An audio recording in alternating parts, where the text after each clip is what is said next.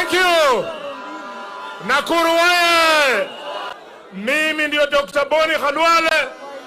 Nimesimama hapa kumhakikisha watu wa Nakuru kwamba kule magharibi kwenye mimi nilizaliwa kuna mzee mwingine anaishi hapa. Mzee wa round namna hivi. Mzee anafunga nyororo kwa shingo. Huyo mzee anaitwa Atwoli. When Atwoli speaks, Atwoli does not speak for the people of Western Province. He's a primitive old man. Akuja Nakuru, awe na wananchi namna hivi, ndio tujue yeye ni mwanaume. Nakuru wewe! Mheshimiwa President Uhuru, sikia vizuri.